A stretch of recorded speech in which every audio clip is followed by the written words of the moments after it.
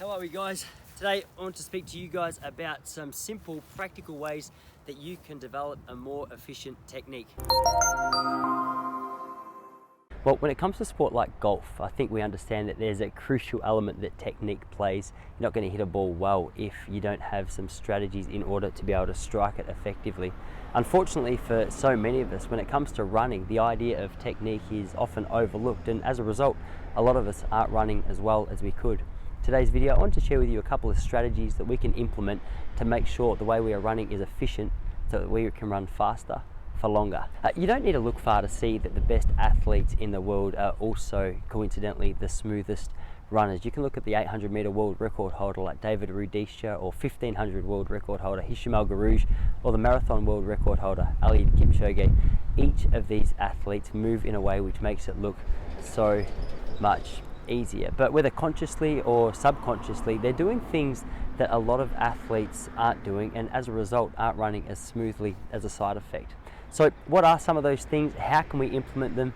That's what I'm about to share with you. The first thing I want to speak about is simply some core strength. That's the foundation for all good technique. For those of you who have seen a few of these videos, you would understand that I've already put some videos together on how to develop core strength. But core is a crucial part of running performance, because strength through the midsection is just a natural counter to any slouching that might take place in the latter stages of a race. As our muscles start to tire, as we start to get flat, naturally the give in the muscles, or the strength that's throughout the muscles, weakens a little bit, and as we slouch and slump, our stride gets a little bit shorter. And as our stride gets shorter, no matter how hard we're trying or how much effort we're putting in, we're not going to be running as fast as what we could be had we known a couple of practical strategies that we could implement. Well, the first thing is the way that we use our shoulders. I mean, so many of us, when we hit a difficult period in our race, our body's natural response to that difficulty is to fight it off. And you see that fight response just in like the grimace on the face and the lifted shoulders. Problem with lifted shoulders is it indicates that there's tension throughout our body. Problem with tension in a race is our body is not absorbing oxygen as effectively as what it could be. So a really helpful practical way to be able to counter that fight against the pain and the tension which we build up as a response to the pain that we're feeling is to just become aware of the fact that it's happening. So you don't even have to be running or at training or in a race. Just throughout the day, develop the habit of asking yourself, hey, where are my shoulders?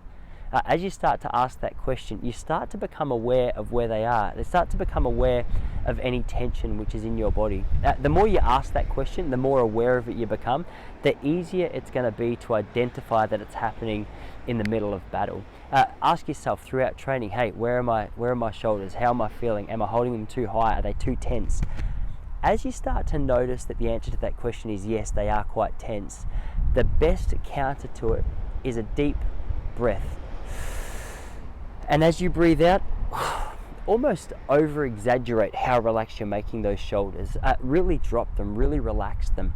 As you start to relax them, you'll notice that the tension for a moment disappears, that arm swing becomes more natural, that the oxygen starts to flow more freely through the muscles. The more you practice it, the more free you become, and the faster you can run for longer, because you're not going to be as tired as what you would be. One of the most helpful bits of advice that my running coach ever gave me, who was the coach to a number of Olympians and just a brilliant man, Joe Carmody, when it came to running technique, was that you want to just maintain a nice level of flexibility through our shoulders here. For the same reason I was just explaining, if our shoulders are being thrown around like that and the momentum's being thrown off, then we're not running as efficiently and as effectively as what we could be. For those of you who have spent any time in the gym, you might notice that you are quite tense through here. So a really natural way just to develop some flexibility, some loose skin, some loose muscle through here is just doing some arm swings, just really feeling that flexion. Even laying on the floor and just putting your arms down behind you and holding that for 30 seconds to a minute a couple of times a week is going to be a great way to build that flexibility. But one of the things he used to always tell me is that your arms are just like a pendulum. So many of us think that our arms dictate our leg drive, so as a result we tense up and really try and drive our arms. At times in a sprint or a sprint finish, that can be helpful to really bring your arms into it, but more often than not it's actually counterintuitive, because it just forces us to bring too much attention and tension into our upper body. Think of your legs as the drivers. Your legs are the drivers, your arms are just the passengers. You want to just hold a level of tension through your forearm that it's its lowest possible amount of tension. You want your hands to be nice and relaxed, and you just want to drive through your elbow, almost like a pendulum. Let your legs drive and they'll just naturally follow along. Your arms will just naturally follow along. The beauty with that is when you really need them in the latter stages of a race, they're going to have so much more freshness and energy, and as you start to drive, your knee lift is going to be so much higher, your technique is going to be more efficient, you're going to finish faster than what you have to date.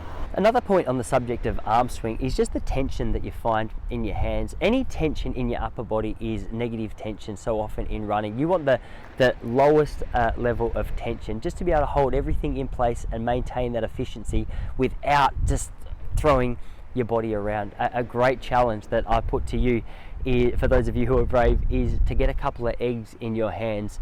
You'll start to know that your hands are tense when the egg starts to crack and the yolk and the white just fall on your legs. So if you want to challenge, sprint a 400 meters or go for a long run holding a couple of eggs, you'll notice how challenging it is as you get tired or you're going up a big hill not to crack those eggs. So if you can do that, it's a pretty good indicator that your hands are at around about the right tension. You can see this in athletes like David Rudisha, Hicham, Guerrouj. There's very little tension in their hands. They're holding them quite open, fingers are slightly bent. Any tension is not what we want in that area, so do your best to avoid it by training it out. Maybe you've been running for years and years and the idea of changing your technique seems like a really difficult thing because you become the king of shuffling. Maybe you can run all day and all night, but the idea of actually going a little bit faster is a challenge to you. So there's a few practical ways that you can change it, not only through just adjusting the way that you're holding your body and you're holding your shoulders and that you're breathing, but little things like hill sprints. I'll link the video from a couple of days ago. I'll link it just in the section below. Doing some hill sprints, 4 to 5 15-second hill sprints a couple of times a week, even after an easy run, is a great way to really build a more efficient technique when you're focusing on these things. The reason for that is you're not going to get up a hill efficiently with a really low knee lift. Your knees are going to be forced to drive, they're going to be forced to lift, your arms are going to be forced to act as though you're in the last 100 meters of a race and they're forced to swing.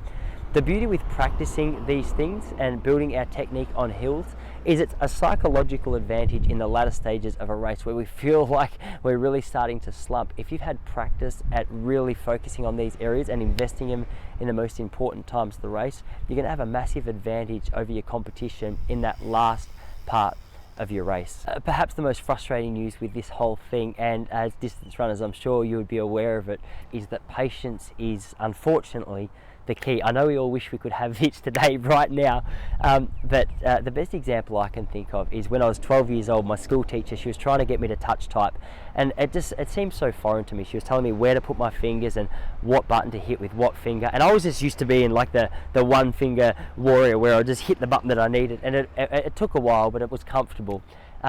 Lucky for me, I had a patient and disciplined teacher who really encouraged me just to stick to it, and after about a month or two, just the natural hand movement that came with the touch typing and the lessons that she was giving me radically changed the way I type. What was once foreign to me became the natural way that I type, and now when I use a computer, it's something I don't even think about, it just happens. And the same is true for this. You might go out and feel like you're so far away from where you want to be or where you need to be when it comes to an efficient technique, but don't overwhelm yourself. Don't get too caught up in millions of articles. Focus on these essentials. The lessons I've just told you are universal. They apply to you whether you're an elite runner or you're a brand new runner.